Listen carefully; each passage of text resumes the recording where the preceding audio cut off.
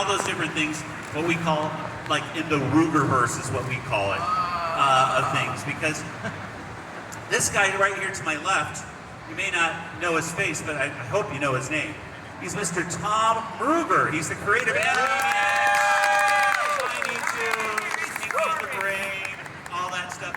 And right next to him, to the further left, is the guy who not only wrote the vast majority of every single Warner Brothers cartoon that there was of Animaniacs, but also producer, writer, and voice of Freakazoid himself. It's Paul Ruegg. Right down there. Oh my goodness, we got a great panel here, guys, and we'd love to hear some questions and everything from you. I believe these microphones, let me test them. I'm going to see if I can get these microphones to work, because I will run out there in just a few minutes, wherever you are, and I will get your questions answered. Okay? And this is when we would normally run the Animaniacs theme song, and we'd all sing the magic song, but the video's not working, right? Yeah, video's not working right now, but we will.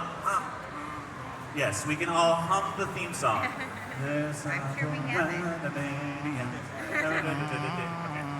But I think without any further ado, we better get to our panel. And I think I always like to ask these gentlemen the same question whenever we do these panels, which is, how the heck did you guys get started with Animaniacs in the first place? How did this show get going?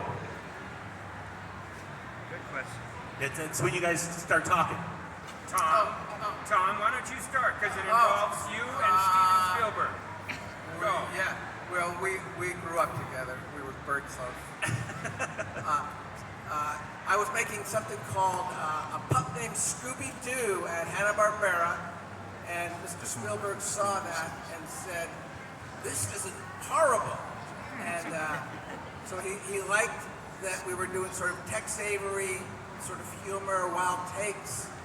And Gene McCurdy was running Warner's Animation, and Mr. Spielberg and the head of Warner Brothers, Terry Semel and Bob Daly, they wanted to make an animated movie called Tiny Toons.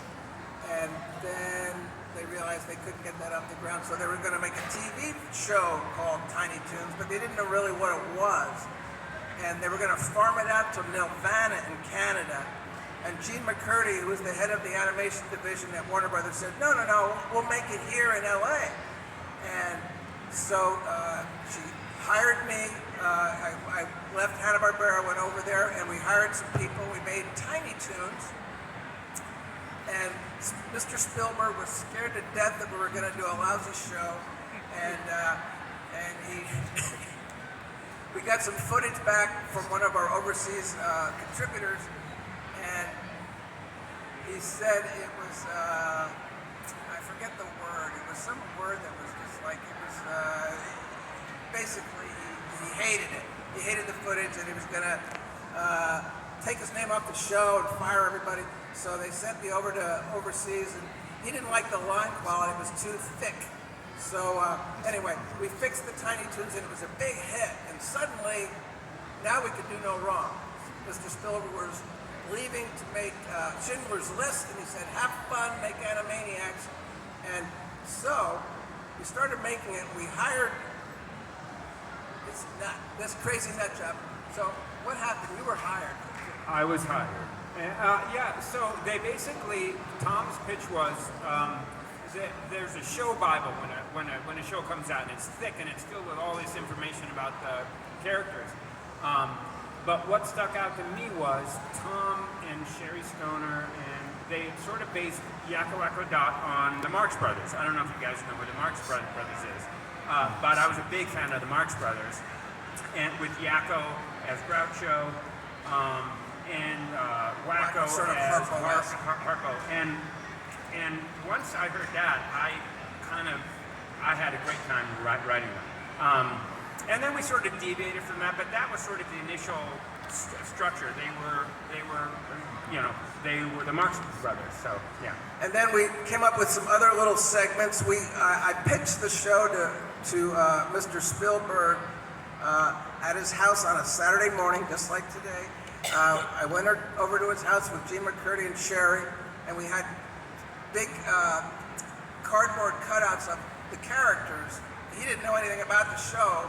He knew the title, but so we pitched Yakka Wacko and Dot. We pitched Slappy and Skippy, and he was enjoying it. We had the Good Feathers, and then we came to Pink in the Brain, and so I had written the theme song, but I didn't have the tune yet. So I wrote the theme song to Pink in the Brain to the tune of Singing in the Rain. And it went like this. They're Pinky and the Brain, yes, Pinky and the Brain. One is a genius, the other's insane. They're laboratory mice, their genes have been spliced. They're Dinky, they're Pinky and the Brain. And Mr. Spielberg said, sold! And then, of course, Richard Stone, our great composer, wrote a much better tune for that. Mindy and Buttons were among our cutouts, and Stephen felt at that point we had Rita and Rugg, we had Pinky in the Brain. He said, too many duos, let's not do Rita and let's not do Mindy and Buttons. And at that point, his wife, Kate Capshaw, came in with, and they had a whole batch of kids. They had many kids, 5 kids, or 3 or 4 kids. And the youngest child, a toddler, went toddling up to the array of stand-up drawings and went over to Mindy and said, I like her. And Stephen said, Mindy and Buttons are back in the show. So that's how they got into the show. And that's the end. Well, Paul, when you started off, you were not. I wouldn't consider you like a television writer, a cartoon writer, things like that. I was doing a sketch comedy at a theater called the Acme Comedy Theater in North Hollywood, and Tom and Sherry Stoner's husband basically was our director, and I think you came to see the show, and I saw the show. The first show I saw him do at Acme, and I went to several, but the first show, he came out and he did something that, to this day, I think is one of the funniest things I ever saw, and it was a mentalist. What was his name? His name was Manny the Uncanny. And so just give him a little taste of what that might have been, because I was just like, oh my gosh, I was just dying of laughter. Yeah, so Manny the Uncanny was a mentalist who would come out, who was the world's worst mentalist, and who would try to guess people's names, and it never went well. And people would start laughing. And as the mentalist, I would tell them to shut up. I'd go, shut up. And that would make them laugh even more. And sometimes we would do 10 minutes of me telling them to shut up, and they would laugh, and they would shut. So he saw that, and he was like, I think you should write on this new show we're doing called Animaniacs. So yeah, that's how I got hired. And he ultimately did a little bit of Manny. He did it on Disney's One Saturday Morning. He live on camera. Manny the Uncanny. By the way, find those clips online, folks, of Very Manny the Uncanny. For me, growing up, that was the first time I saw Paul on screen, and I'd watch this. We were watching the subpar shows of Saturday morning, but the best parts were Manny the Uncanny between the shows, and I was like, that's Freakazoid. Like I know the voice. I can connect the dots right there. That's got to be Freakazoid, and it was. Best I could say is it's almost like Borat before Borat, but also clean and fun and everything. Disney was never really happy with me, so I take that as a badge of honor. It's Manny going around the country, interviewing and talking to various people, having various jobs and things like that. It is hilarious stuff. Later on, we did a show called Hysteria, and he played that same voice character as Nostradamus. Yeah. Shut up. Anyway, that's how I got my start. That's basically our show. Oh well, I think we might have some other stuff.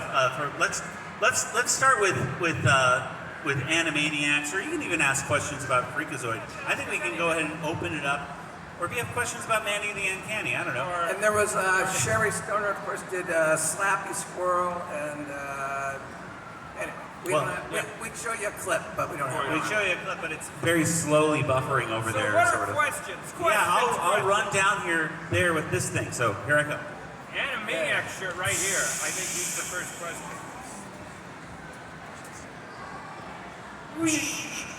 Okay, here we go. Question over here. Yes, sir. This is the Tom Ruegger. What is your most personal favorite episode of Animaniacs? Great question. Very difficult to answer that. I like Slappy. I love Woodstock Slappy, where they do the Who's on Stage bit. Of his work, there's so many of his work. I love Hearts of Twilight, where they go, Jack Yakawako and Dot go deep into the studio to stop the director from completing his movie, which has gone over budget. And that's where Paul voices Mr. Director. Mr. Director. The Nutty Director. There you go. Sorry. And Pinky in the Brain, I love Bubba Boba Brain. I am a lab mouse. I escaped from my cage. Never earned me a job. Never earned minimum wage. But you will respect me. Yes! As my plan is unfurled, I'll be I'll take over the world. Anyway. He ran for, I think he ran for president a few times. There are others. I love Hooked on a Ceiling. Anyway, there's so many. Paul, what about you? I mean, you wrote so many of the Warner's episodes. Do you have a favorite? I like Clowning Out too. I like Clown. One of my favorites is Super Strong Warner Siblings, which was a parody of Power Rangers. Mighty Morphin Power Rangers. Yeah. So, yeah, that was dumb. Yes. It was very stupid. Dumb and stupid and funny. Dumb and which is stupid. the stuff we like. Okay, yes, sir. Hey there. So you were saying before how Disney obviously didn't really like your comedy, but the working alongside Hanna-Barbera and then also working alongside WB, how do you feel that production actually was involved? Were they constantly hounding you guys for any jokes or anything like that? So the beauty about Animaniacs, working for Tom Ruegger, working for Gene McCurdy, working for Steven Spielberg, was everybody just trusted each other. And when we came up with an idea, normally when you write a show now, there's like, well, what do you want to write? And you say, I think Yakko Dot would do this. Well, write it out in 2 pages. What will happen? Which is death, right? Because you're like, well, there's no discovery. We would go into Tom's office. He'd say, what? I'd say, I want to write the Animaniacs, the potty emergency. Wacko has to potty. Fine, go, write it.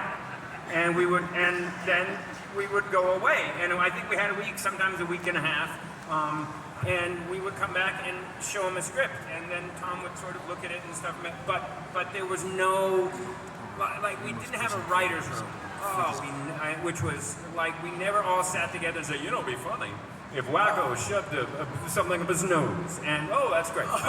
We didn't do any of that. We just it was Peter Hastings, Deanne Oliver, John McCann, Randy Riggell, all on the same floor, writing, going to each other's offices. And that is unheard of today. And we didn't, you would do the process today. I mean, it's I don't know, very unwieldy, where they write a premise, and that has to get approved by 17 people. Then they have to write an outline, that has to get approved. Then you have to do like a rough first draft. I mean, it's just ridiculous. So, and so I think one of the reasons why Animaniacs was kind of so weird and silly and did kind of unusual things is because there was no second guessing. It was just the writer or 2 writers in a room and going, it'll be funny, and doing that. And because I think there's no watered down. Like a Deanne Oliver script is a Deanne Oliver script. A Sherry Stoner script, like Bubba Bob Brain, is a Sherry Stoner script, or Bumby's mom, right? And each writer sort of were doing their own thing. So it's not done. And there's a real style to each writer. I mean, Paul has his own style. I remember Peter Hastings once said, I have an idea for a cold opening for the show. I'm just gonna I'm gonna do like a rough animatic. I was, really? You know, because he's one of the writers. And he did this opening that was like The Lion King. It was the most amazing animatic you ever saw in your life. He wrote the song, he sang it, and it was just like, it was a remake of the Lion King opening. We called it the Tiger King, I think. Yeah. And people on the show, whether they're directors or storyboarders, they took it upon themselves when they had an idea, they would like run with it and make these wonderful little cartoons. I remember Leonard Robinson made something called, I think it was called One, but all I know, it was a tracking shot. And again, he just did, I have an idea for a show, really, for an episode.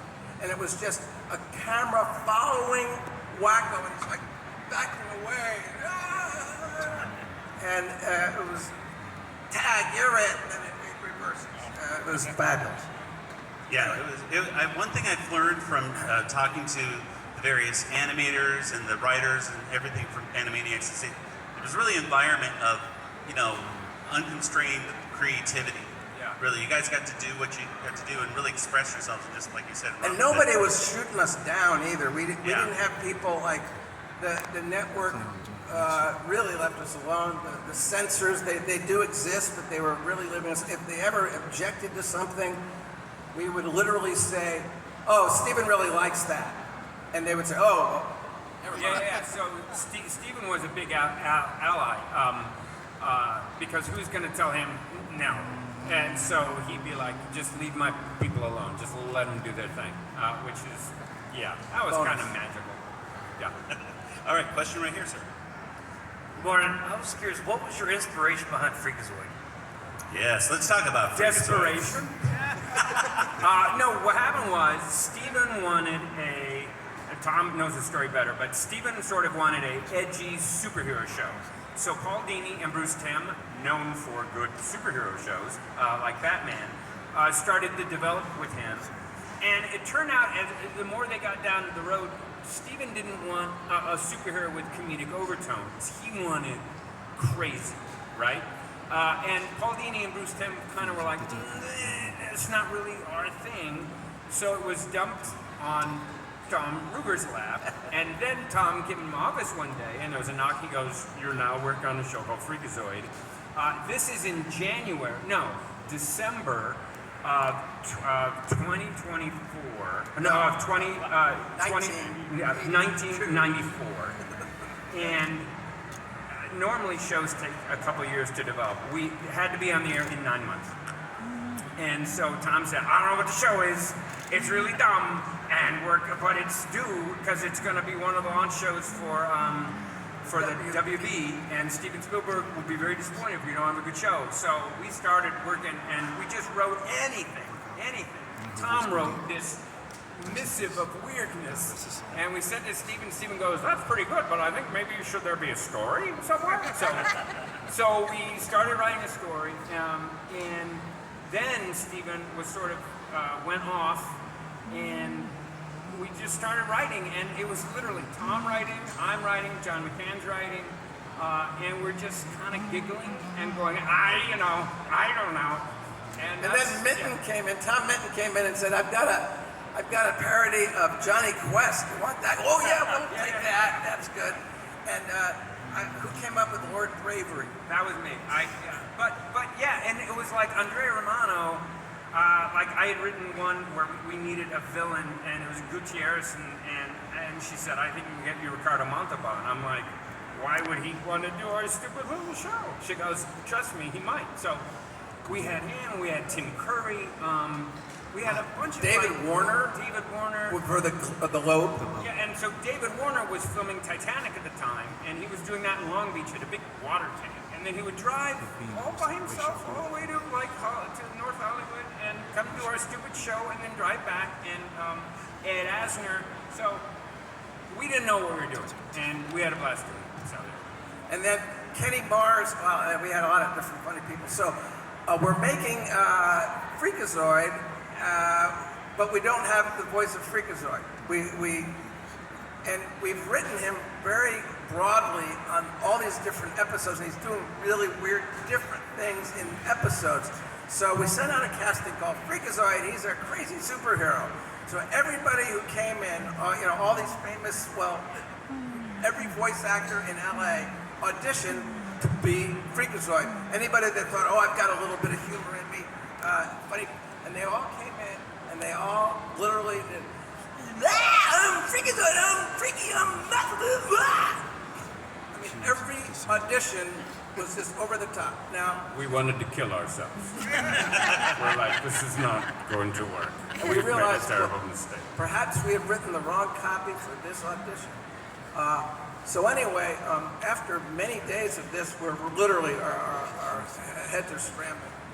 And Paul's been writing a lot of it, and so Paul went in, we said, Paul, why don't you give us something to go on here? If you had to do it, you had a gun to your head, what would you do?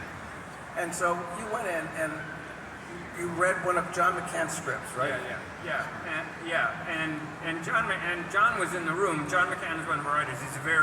He's a former MP in the Marines, right? So he's like, you will do my lines or I will hurt you.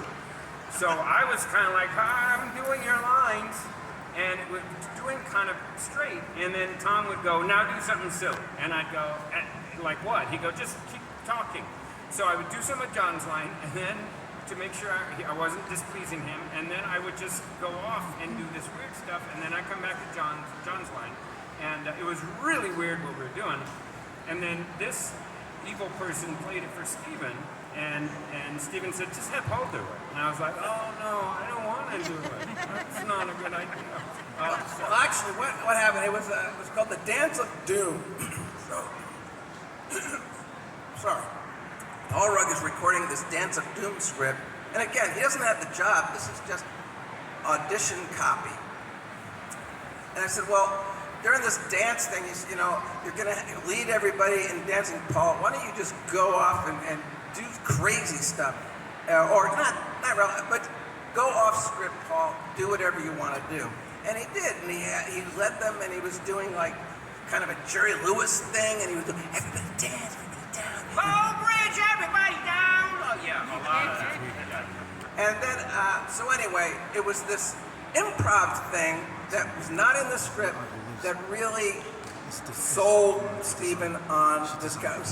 Because Steven said, oh yeah, a crazy character would be an improv type character that would be really funny, it would be off the cuff. And so it made sense for this improv genius, Paul Ruegg, to do the voice of Freakazoid. And then some of my favorite one, I think maybe my favorite improv that Paul did for the entire series was during an episode starring the villain whose name cannot be said, begins with Candle. Candle Jack. Because if you say his name, don't say his name, please. You'll be abducted and you'll never come back. But at some point during that episode, Paul Freakazoid just interrupted the episode and said, what did he say? He said, I just want to take a moment here to say what a wonderful show we have in store for you today.